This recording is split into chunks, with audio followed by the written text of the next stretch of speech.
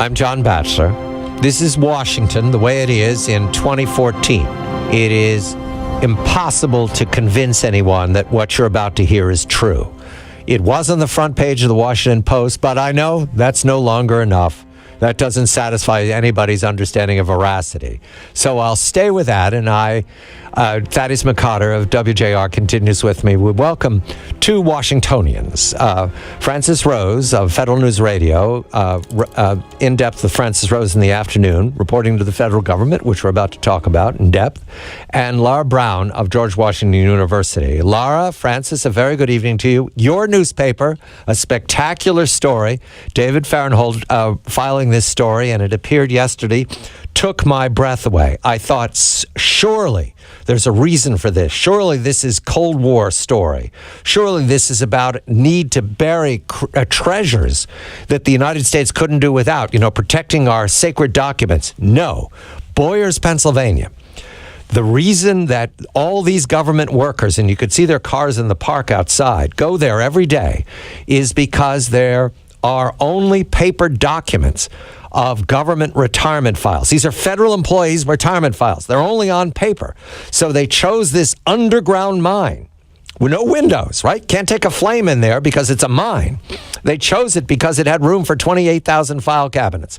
Lara, I begin with you. I appeal to you. This is irrational. Washington knows this is irrational. Why hasn't it been stopped? Good evening to you, Lara. Good evening. Well, I think there are a couple reasons. One, I think it's fair to say that the federal government has gone far beyond its core competencies in terms of its ability to actually do work. Now, this, given that it's its own employees' retirement files, should be able to simply be digitized. But the other side of it is, and I'm sure this is part of the problem, you also don't necessarily have the additional funding to make sure that you can do additional work outside of what's already been legislatively approved. So I'm sure that, much of this just ends up becoming one problem on top of another, and you end up with caves with 28 file cabinets. Thaddeus, I appeal to you. Did you know about this cave when you were in Washington? Did you often talk about it in the cloakroom, that we've got our retirement files for federal employees in a cave? No, I did not know that. And I think that the thing that I find astounding, as Lara was saying, is you have current federal employees who go into those caves that know that that's what happened to past federal employees that don't seem to have any concern in the world that they're going to wind up just like that. Francis, you were very generous in the early days of the Affordable Care Act failure of the website to say, this isn't the first time the government has failed at transferring itself into the digital age. Francis, did you know about this? This is an astonishing fact. Oh, John, this is old hat. Good evening to you and Lara and Thaddeus. This is old hat in the federal government in Washington. I can think off the top of my head of 3 different times and 3 different OPM directors, Office of Personnel Management directors, who tried to modernize the retirement system at OPM before Congress came back to them and said, you've spent all this money, what have you got to show for it? And this is an incredible problem, the likes of which you and I discussed, as you mentioned, at the beginning of the ACA.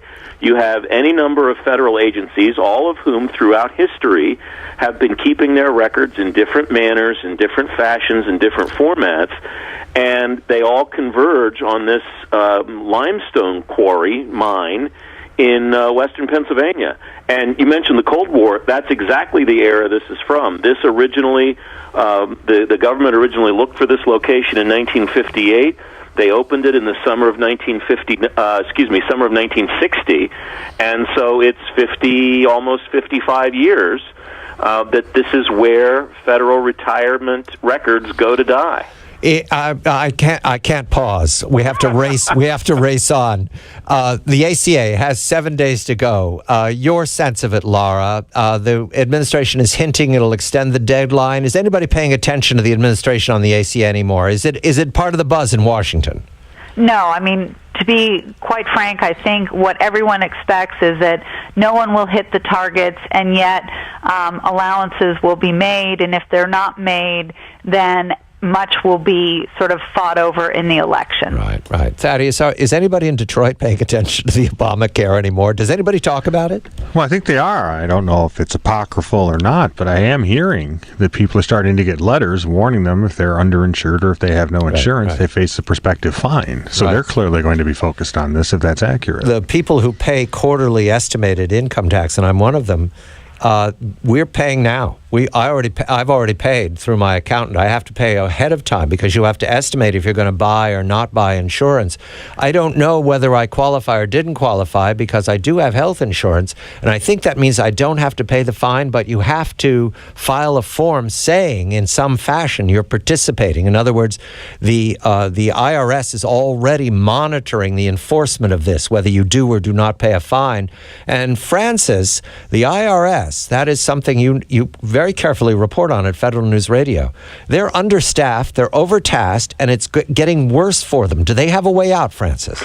Well, the way out seems to be, John, to say that everything's fine. I noticed a piece in Politico today by Phil Shaliro, I believe is his name, and my apologies if I'm mispronouncing it.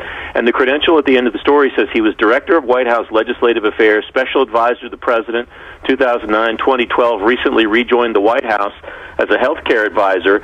The title of the piece is The Affordable Care Act is Working, and he writes, it's now 4 years since the ACA was enacted, and in more than 30 years of government, I've never seen a law get so little recognition for doing so much good so quickly.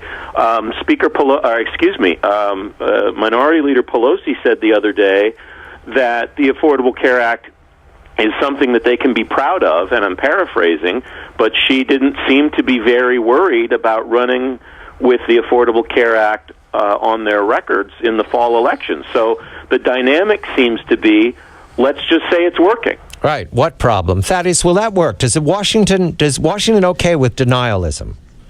Oh, they live in denial, but I don't know that it's going to work with the American public on an issue that's going to touch and affect them. And obviously both probably in a predominantly negative way, certainly in the short run.